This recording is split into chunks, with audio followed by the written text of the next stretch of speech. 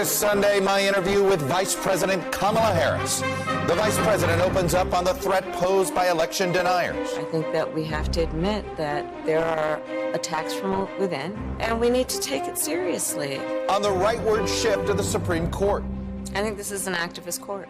And its abortion decision. It is not right that we take a constitutional right from the women of America and deprive them of the ability to make decisions about their own body, and instead say the government's in a better position to do that. On eliminating the filibuster for abortion and voting rights. And the president has been very clear. He will sign into law and not let the filibuster get in the way. On January 6th, and those top secret documents at Mar-a-Lago. What do you say to the argument that it would be too divisive for the country to prosecute a former president? And on her plans for 2024. Plus, with less than 2 months to go to the midterms, independent voters speak out on whether President Biden should run for re-election. Wow, you guys heard it. All notes. And what they think of today's GOP. I don't recognize that party anymore. Joining me for insight and analysis are former Democratic Senator Claire McCaskill, Yamiche Alcindor, moderator of Washington Week on PBS, Republican political consultant Matt Gorman, and Amy Walter, editor-in-chief of the Cook Political Report. Welcome to Sunday. It's Meet the Press. From NBC News in Washington, the longest-running show in television history, this is Meet the Press with Chuck Todd. And a good Sunday morning. There's been no shortage of unkind things said about the job of Vice President of the United States, and many of those things have been said by vice presidents. The most famous may have come from the first, John Adams. "I am Vice President," he said. "In this I am nothing, but I may be everything." The number one job of the Vice President is to be a good number two, to help make progress without making waves. And after 20 months, Kamala Harris is familiar with the position's unique challenges. She was seen as a new symbol of a racially diverse country. But as President Biden's approval ratings fell, so did hers. She's been tasked with some intractable assignments, from enacting national voting reform to solving the immigration crisis at the border. Some of her supporters, and there are quite a few, argue she's being set up to fail on some of those issues. But she's also well positioned to become president someday. Why? 15 vice presidents already have, including our current president, who was a former vice president. Today is September 11th. It was 21 years ago that we were attacked by foreign terrorists.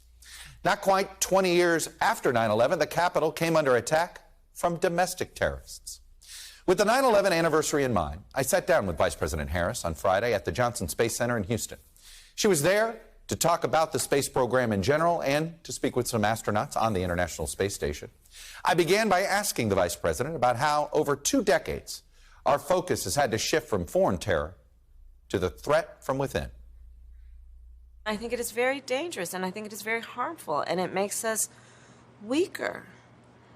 I have met with, and I've had conversations with over 100 foreign heads of state. Presidents, prime ministers, chancellors, kings. And, when we as the United States walk into those rooms around the world, we have had the honor and privilege, historically, of holding our head up as a defender and an example of a great democracy.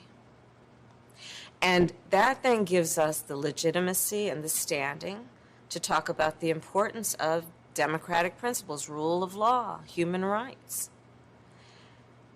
And one of the things, though, that comes with that privilege is that we hold ourselves out to be a role model, which means the rest of the world, like any role model, watches what we do to see if it matches up with what we say. So you look at everything from the fact that there are 11 people right now running for Secretary of State, the keepers of the integrity of the voting system of their state, who are election deniers. You've got... And what's that sending? What message does that send to the world? Well, you couple that with people who hold some of the highest elected offices in our country who refuse to condemn an insurrection on January 6th.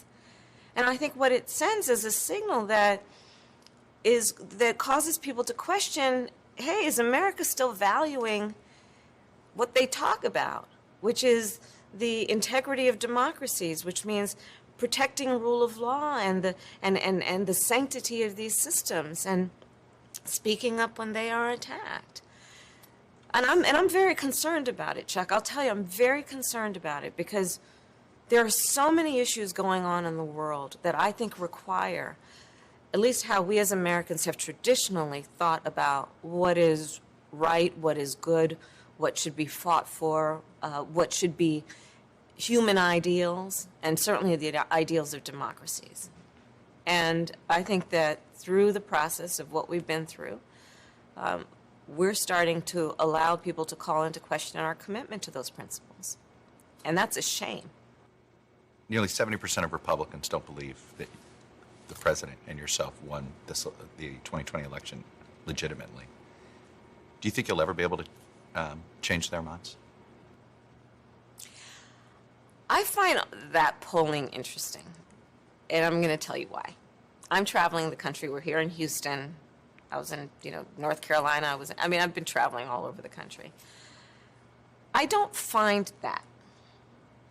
I don't get that kind of sense or feedback. You think you talk to a lot of Republicans? I think I talk to a lot of Americans, okay. And I'll tell you, when I talk to folks and they know that, for example, there was a bipartisan infrastructure law that, in Durham is going to fix I-40, or here in Houston is going to fix Telephone Road, those are some of their priorities. When I talk to people about what we're doing, that we're going to make sure, especially after the pandemic, that all families, all working families have access to affordable high-speed internet, and we're going to bring the cost of it down, less $30 a month, plus people are going to get a $100 voucher to buy a laptop or an iPad. People want to hear that. Look what happened in Kansas on the issue of choice.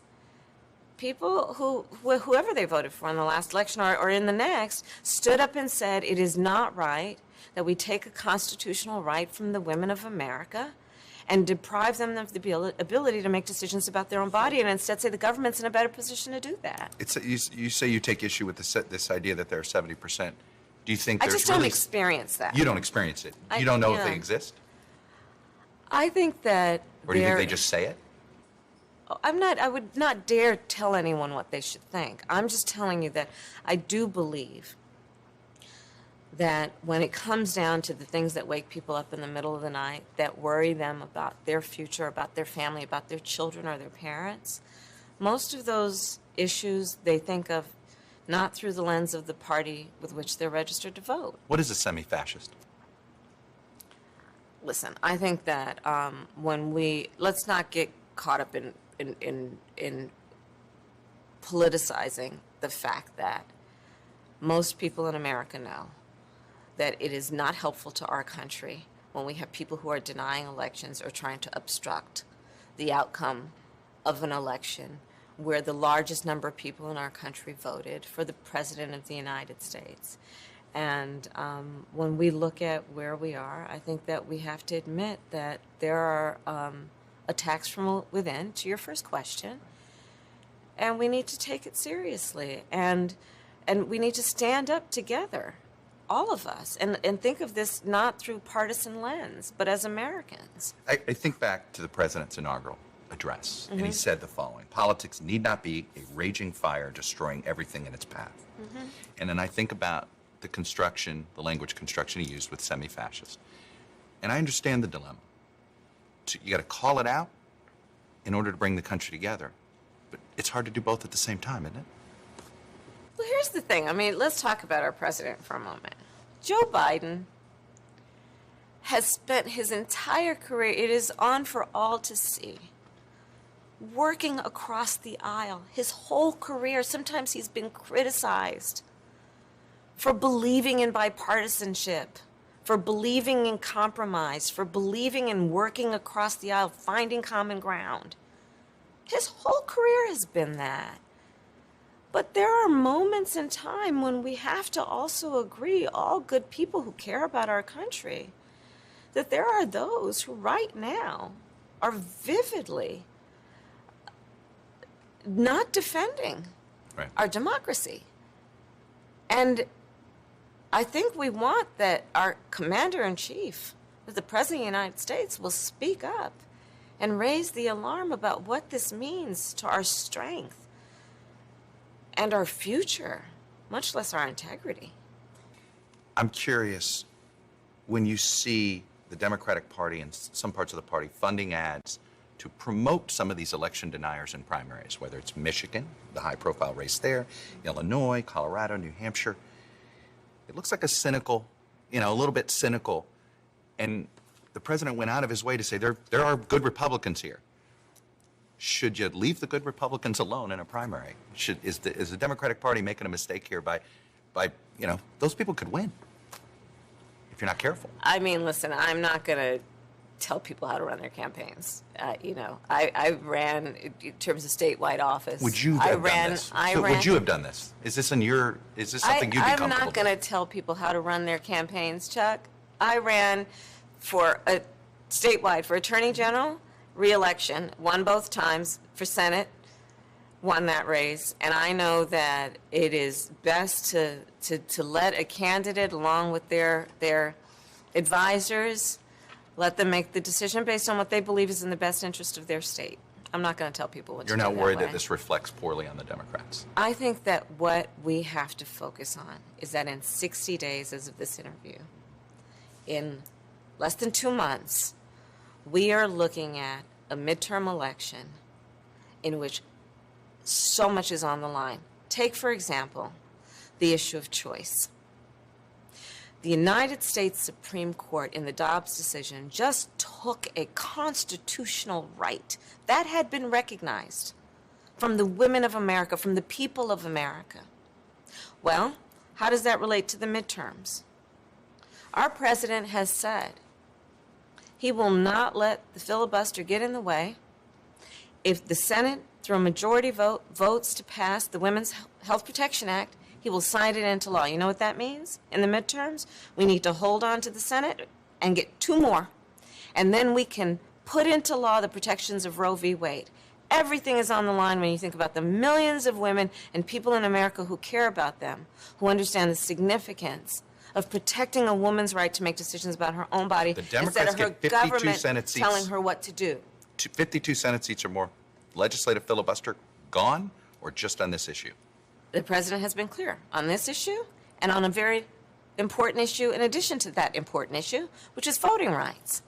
And the president has been very clear. He will sign into law and not let the filibuster get in the way, the John Lewis Voting Rights Advancement Act and the Freedom to Vote Act. Because what is happening in our country, in states around our country, including this very state, they are passing laws making it more difficult for people to vote. And so our president has said we need to have protections to make sure that every American, whoever they vote for, has the unobstructed ability to do that when it is otherwise their right. So everything is on the line in these elections in just less than 2 months. When you were a senator, you weren't ready to get rid of the legislative filibuster as of 2017. What has changed? Well, let's talk about what we have seen around the country, in particular after together with Joe Biden, when we won, and he became president and I became vice president, which was as a result of some of the highest number of people voting that have ever voted in a presidential election. And then you almost saw, almost immediately, so-called extremist leaders around the country starting to pass laws making it more difficult for people to vote. Because I guess it worried them that people realized, hey, I'm working 2 jobs, but a drop box makes it easier for me to fill out the ballot in the middle of the night and go drop it off instead of standing in line. Hey, voting by mail, especially if I have disabilities, the physical disabilities that make it more difficult for me to stand in line for 4 hours, I can vote by mail. And I think that scared some people that the American people were voting in such large numbers. Are you comfortable that this could end the legislative filibuster for good? Probably, even if you only try to do it for 2 issues, that it won't end up getting rid of it? You think it will be held into place on other issues? I think that there are that is very likely. Yes. How much should former President Trump's status as a former president and a potential 2024 candidate, how much did that factor into the decision to charge him? Well, I wouldn't dare tell the Department of Justice what to do. As a former prosecutor, I will tell you, I have I am not in the business of telling a prosecutor what to do with their case, because they know best the facts and the evidence as applied to the law. And so I'm not going to tell them what to do. And certainly the President and I in our administration, unlike the previous administration, Right. have been very, very careful to make sure that there is no question about any kind of interference in terms of the decisions that the Department of Justice makes. All right. In that regard. But let me try to go to 60,000 feet. What do you say to the argument that it would be too divisive for the country to prosecute a former president? I think that our country is a country that has gone through different periods of time where the unthinkable has happened, and where there has been a call for justice, and justice has been served. And I think that's potentially going to always be the case in our country, that people are going to demand justice, and they rightly do. Have you thought through the scenarios that you might face on January 6, 2025? Not at all. No. I mean, well, listen, what have I thought about? I have thought about the fact that right now we have an election in less than 2 months. And if we're going to look at timelines, that's one of the most immediate timelines that I'm looking at. I know, but I mean, have you thought about how you might handle a certification that did not reflect the outcome of the popular vote in the state? I haven't gotten to that point yet. I have to believe that that the United States Congress and all people who have taken an oath to defend our democracy will ensure and will stand up against anyone who tries to destroy or circumvent the rules and the practices and procedures that we've had in place that have allowed a peaceful transfer of power since the inception of our nation and the founding of our nation. And getting back to the ultimate point, that is what we're talking about when we think about January 6th. We have always had a peaceful transfer of power in our nation, no matter our differences, no matter how bloody-knuckled we've been in campaigns. Can we say that now? Well, certainly we were on the verge of having a very different outcome. And the injury was still an injury for which we still are experiencing the wound.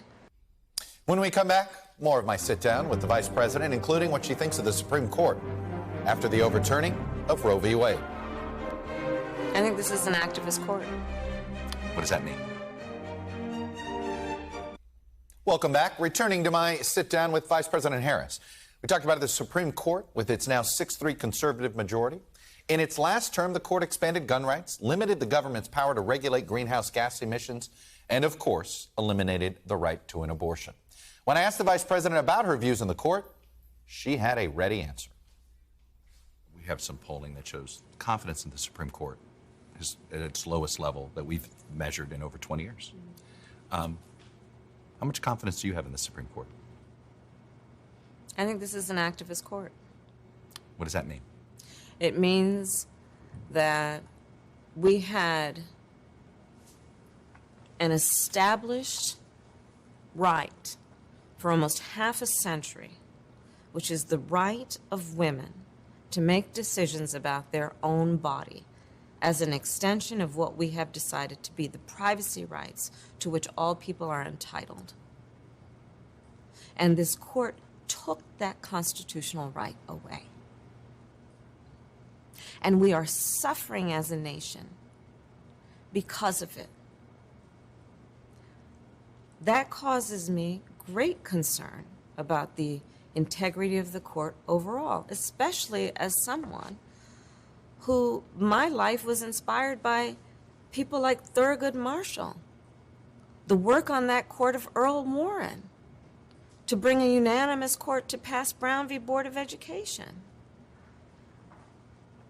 This is the court that once On one sat Earl Warren and Thurgood Marshall, Sandra Day O'Connor. It's a very different court. There's a bill in the Senate, Senator Kaine, Senator Collins, that are working on that they say would essentially codify what Roe was, protect a right to abortion at 24 weeks. It would include some religious exemptions.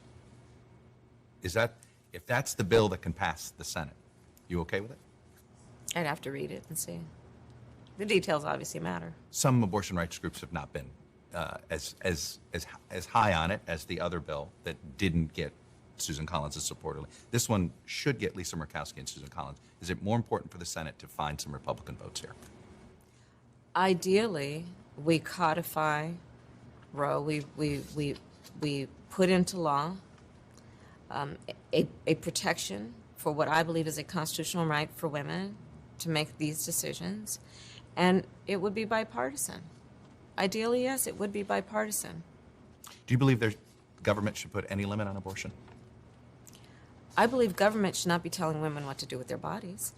I believe government should not be telling women how to plan their families. I believe government should not be criminalizing healthcare providers. I believe government should not be saying no exception for rape or incest. As a prosecutor, former prosecutor who specialized in child sexual assault cases, understanding the violence that occurs against women and children, and then to further subject them to those kind of inhumane conditions. That's what I believe. Final topic here, since we're here in Texas, I want to ask you about the border. Would you call the border secure?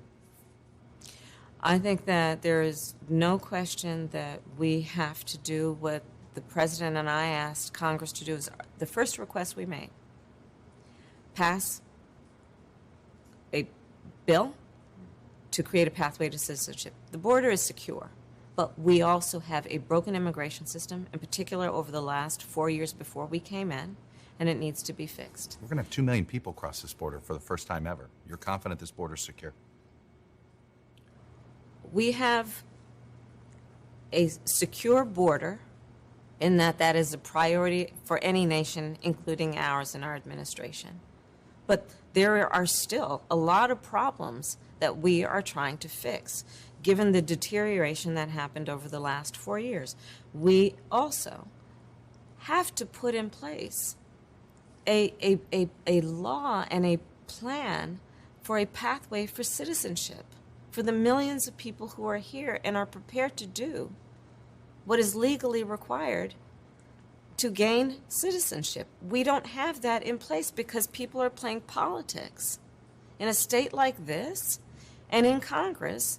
By the way, you want to talk about bipartisanship on an issue that at one time was a bipartisan issue, both in terms of Republican senators and even presidents. Right now, one of our inflationary problems is we don't have enough labor, particularly in the service economy. You're right.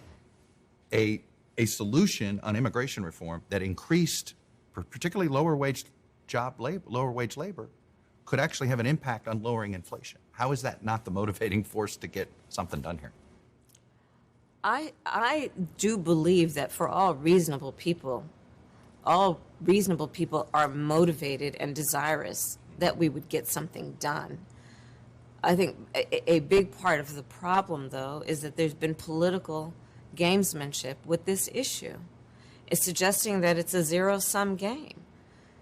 If you want to deal with the issue, there are practical solutions, which include creating a pathway to citizenship, fixing a broken immigration system, dealing with the root causes of why people are fleeing their home when most people don't want to leave home. And if they do, it's usually because they're fleeing some harm or they simply can't take care of their basic needs if they stay. There are solutions.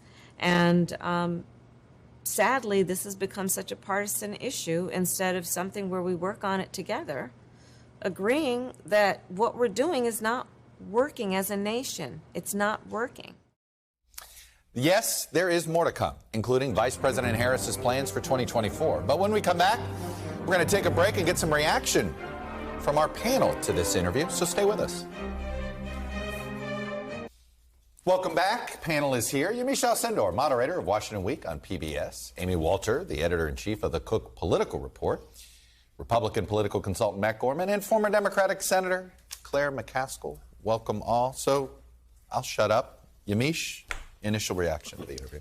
My initial reaction to the interview is that she really wanted to get across how concerned she is about the state of the country. She talked about what she called the activist court in the Supreme Court, but she also talked about sort of the fact that it's a shame, that's the word that she used, when you think about election deniers being elected all over this country in the state of democracy. I was very struck by the fact that she said she didn't have an experience with the idea that 70% of Republicans don't believe that she and President Biden were fairly elected, and that she hadn't really thought about 2025, what she would do if she was presented with election results that didn't reflect what the people had voted on. Because as someone who's been out on the campaign trail, I can tell you that a lot of Republicans around this country, and especially the ones that are showing up to campaign rallies, they do not believe that she and President Biden were elected fairly. It's a big, big issue. It's a divisive one, but it's one that's real. So those polls, I see that on the ground when I'm reporting. But you can tell that the vice president absolutely is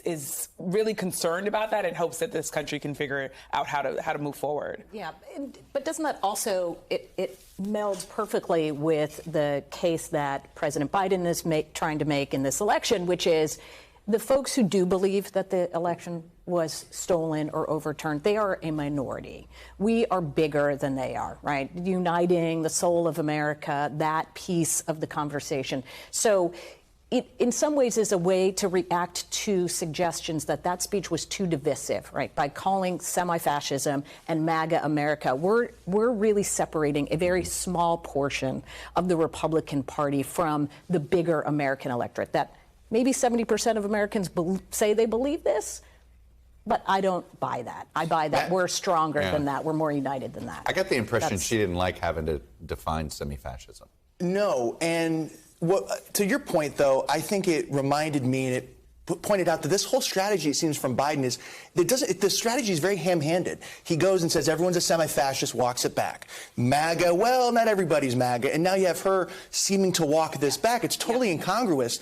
And look, again, I think all of that rings hollow if, as you asked it, they're boosting these candidates who are threats to democracy in Senate primaries across the country. So if you're so concerned about that, what about Colorado Senate, New Hampshire Senate right now? Peter Meyer voted to impeach Trump. Well, he's going to be gone. So it rings hollow.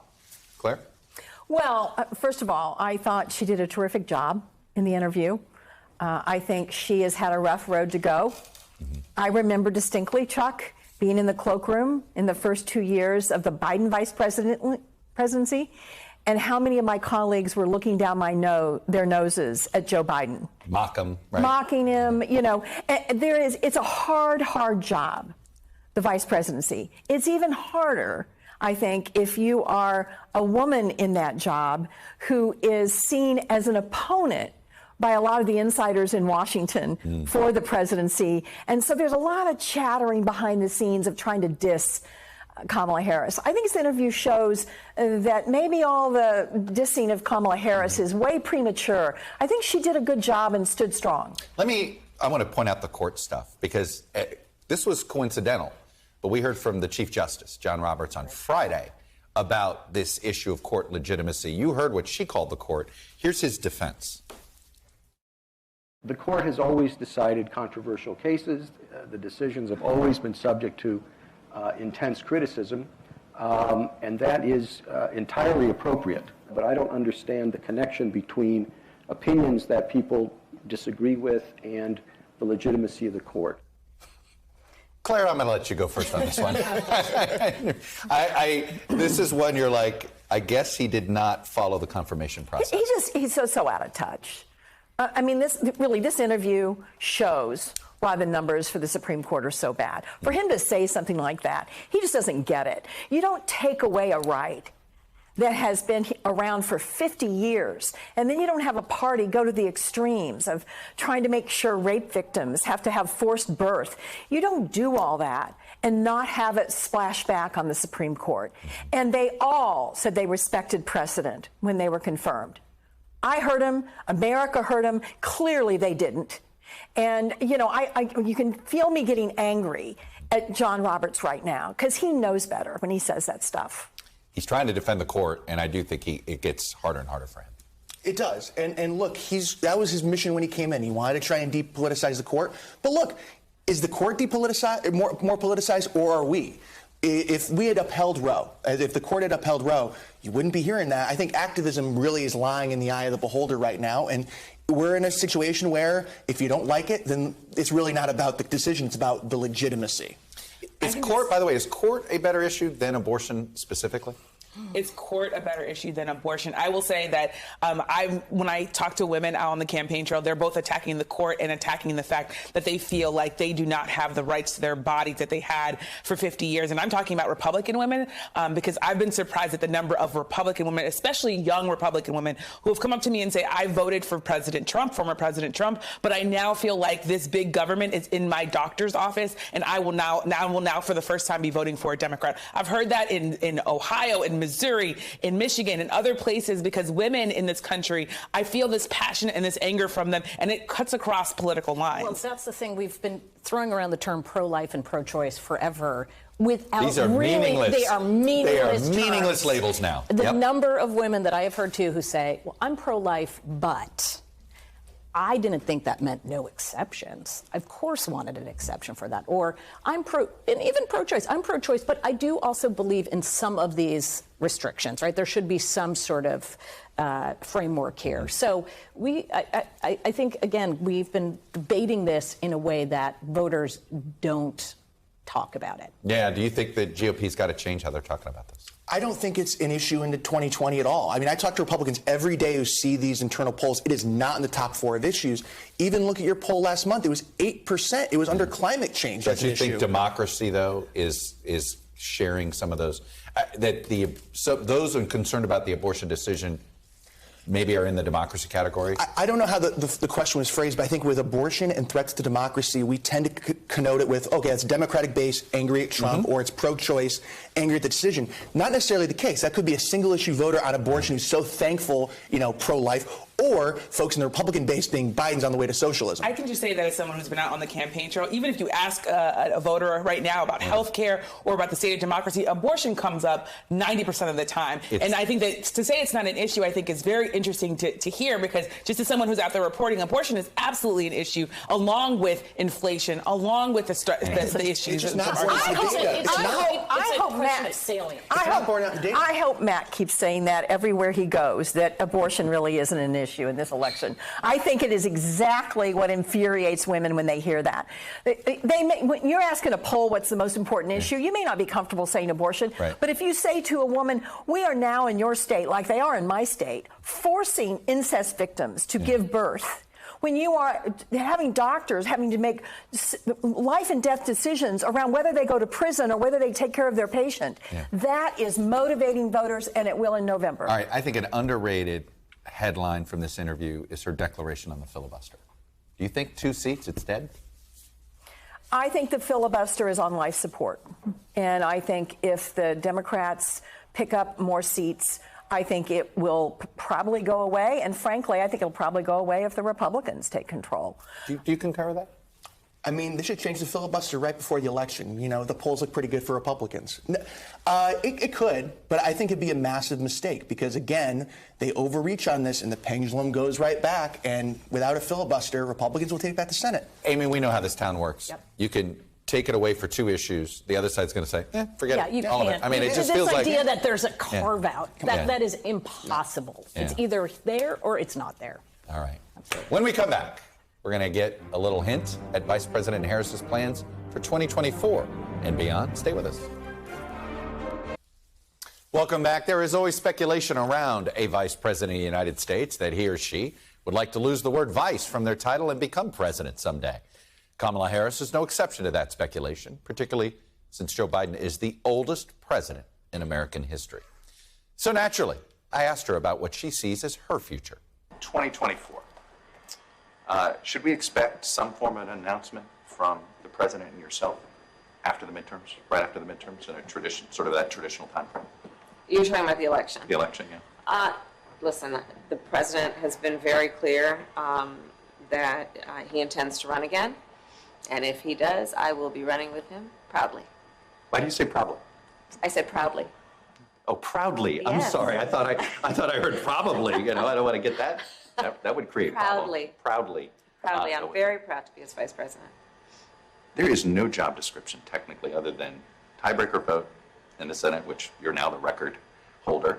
Move over John Adams when it comes to tie-breaking votes in the Senate. Who would have thought That you would break John that Adams' this record? kid born in Oakland, California, just broke a record with John Adams? I think that's Kind of, you got to appreciate that. That's pretty interesting. That from the one who was the very first one. How do you prepare in case of the worst case scenario that your job may hand you? How do you prepare for that? Well, I pray that it does not.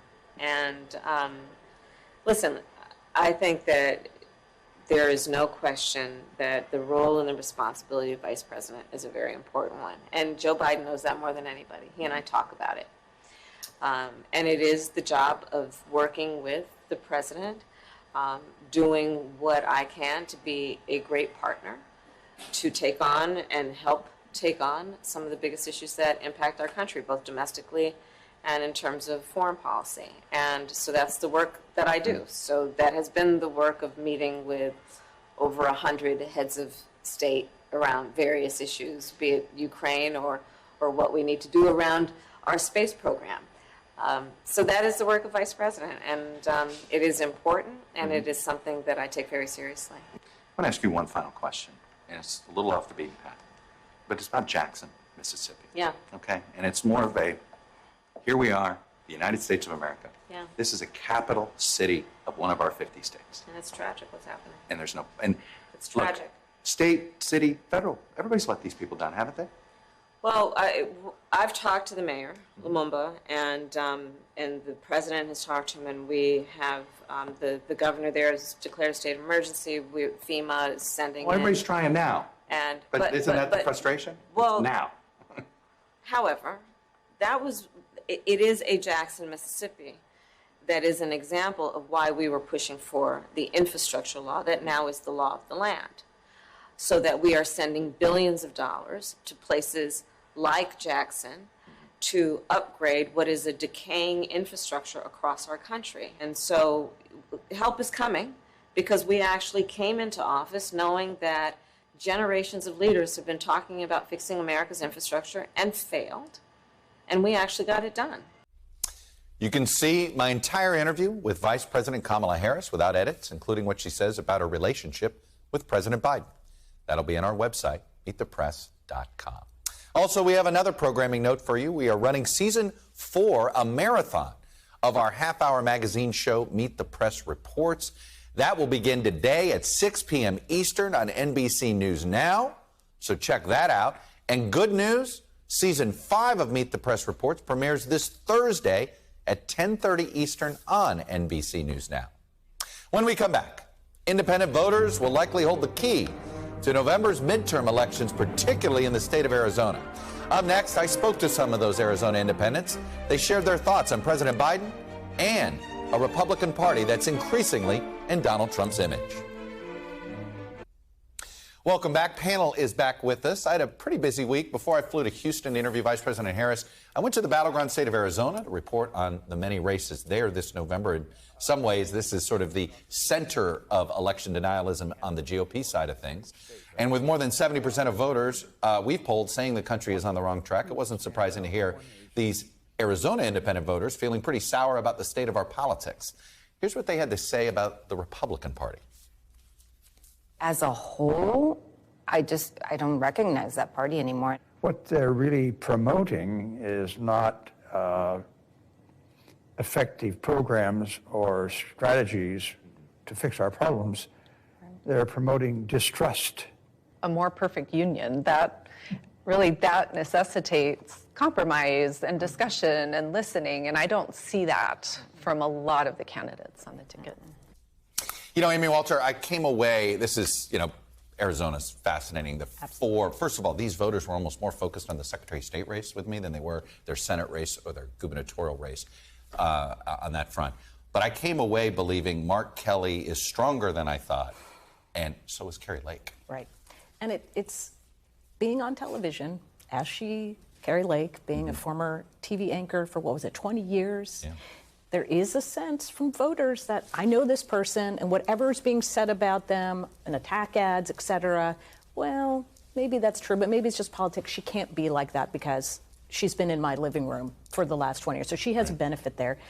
But look, I think this is what's really fascinating about Arizona. It's a swing state that the voters there didn't really expect to be a swing state. Right. And the two parties haven't accepted quite yet that it's a swing state, especially the Republican Party that is run by folks very much on the extreme. And so they continue to support, promote candidates who can't win the middle. Now, Kari Lake may be an exception to this, but the kinds of candidates that are coming out, especially on the Senate side, are the candidates that can't win those independent Matt, voters. this voter panel should panic you, because two of those threes were basically, they're Republicans. They're Paul Ryan Republicans. They were that wing of the party. John McCain Republicans. John McCain Republicans, and they're like, I'm out of this. So you watch that in a vacuum and you say, well, Kari Lake has to be down 10. And you're right, and you see the polls and it's neck and neck. And I think there's three countervailing forces that have make it to equilibrium. To your point, they're not ready for be a swing state yet. They don't have the Democratic bench. Kelly came out of nowhere. He was a celebrity. Sinema is a political talent. I'll give her that. But Katie Hobbs is not a good candidate. And you combine that with, I think in the state, we have economy and border security on our side as an issue. And also we lose some of those white suburban voters, but we're gaining Latino voters as well. So you have those three forces. It counterbalances a lot of that. Yeah, Claire, Arizona is fascinating when you have, I do think it's also a libertarian state. Yep. You know, abortion is, there's so many odd cross currents that I think we're going to learn a lot. Well, maybe not. Maybe we'll learn that candidates matter, which is not a new concept. Fair enough. Maybe we'll learn that extremes are not healthy for general elections. And I don't think that's a new thing. Fair enough. I think more importantly, what we're going to see, and this is what I really do believe, is that will we defy history by having the kind of turnout with the party who holds power and holds the presidency? Will we have the kind of turnout that we never have in midterms? That's what everybody should be looking at, I think, because, the old saying about midterms, it's all about who shows up. Yeah. And that's what's the struggle with midterms, is getting people to the polls. And I think we have more motivation on the Democratic side this year than anybody anticipated we would have. It feels a lot more like a 98, odd scenario that we had there. Yamiche, let me play for you. I did ask them about 2024 and President Biden. Take a listen. 2024, Joe Biden, should he run? I don't think so. Yeah. I honestly don't think so. Wow, you guys are all no's. No. I'm a bit on the fence because I'm not too sure who's going to fill the spot. That's the challenge. And I think that was the reason why I voted for him in the first place, is it was a safer middle ground to kind of pull us away from the extremism we are tending toward on either side. Yamiche, I wanted to play that clip because I wanted to also remind people these really are independent voters. There is this, and in Arizona, they really have been turned off by both parties. But the Biden situation is, I've asked this question to swing voters all over the country. Some of them are Democrats, some are independents, and they've all said the same answer. They all think he's too old to run again. Well, the key issue will be whether or not them thinking President Biden is too old outweighs them thinking that the future of our democracy is on the line. Right. And when I talk to voters, they are, even Democrats who say, Biden, he's a little slower, he's a little bit quieter, I'm not sure if I want to back him. When they think about the state of our democracy, they're like, well, that's the bigger issue here. In our NBC poll, we saw people say that the sort of threats to democracy are their number one thing, even above cost of living. So I think if you're a Democrat, even if you're Joe Biden looking at this and saying, okay, I understand people think maybe I should be a little bit more lively, you're still thinking, they use the words unrecognizable, distrust, and that it should be some compromise. Those are words that I think are probably worse for Republicans, especially when you think of, while we might have a minority of Republicans who don't believe that 2020 was fair, they're the people with the loudest voices, right? They're the people who are still winning the elections. That's where the candidates are, and I think that to me is probably signaling that Republicans have a bigger problem here. Claire, I think it was Amy Jensen, I think's her name, the middle woman in our group there. I found what she said, well, it depends on what the other side is doing, right? Her vote for Biden was exactly the premise that Biden ran on, which is he knew there were people like her that would vote for him, maybe not vote for a more progressive Democrat, but would vote for him because of Trump. And that's what I think his Philadelphia speech was about. Yeah. I think it was all about trying to invite the Amy's of America into the tent. Not that Amy, right? not that Amy. Right. The Amy that you interviewed Yes. in Arizona. I think that's what it was about. But I will tell you, I do think the Democratic Party is struggling with an issue that is real. And that is that all of our leadership, and I'm saying this as somebody who's ancient, you know, a lot of old folks are running the Democratic Party now in every part of the Democratic Party. I think the Democratic Party will benefit from really doing some navel gazing about how can we get more young people to the forefront, because young people are going to be really important to us in 2024. You know, ironically, Matt, if Republicans have a good election night, particularly on the House side, it's actually going to be because it does seem like House Republicans and Kevin McCarthy's campaign arm really went after a diverse set of candidates. They did a phenomenal job. Not like the Senate side. The House side is in a much better place. The House side really went after it. I mean, I think a good story, a good candidate is worth about 2 points in the ballot. And look, we want to talk about fundraising. We had about 20 candidates back in 2020 raise $1 million through July 2020. Now we have over 90. So it's not only good on the ballot, it helps you raise money, too. But it's amazing how poor the Senate Republican candidates are compared to the House candidates. The class. And yet, no matter what happens on Election Day this year, it is not going to impact the views of Donald Trump, right? If the Senate stays in Democratic hands, even though every single one of those Republican Senate candidates was endorsed by Donald Trump, I do not think that that's going to make a reassessment of whether Donald Trump should be on the ballot in 2024. Even though in every other political election we've ever covered, that actually has mattered. That actually matters. But with him, it defies it. It didn't matter in 2021, didn't matter in 2022. Yeah. And this, Amy, has the last word. That's all we have for today. Thank you for watching. We'll be back next week because if it's Sunday, it's Meet the Press.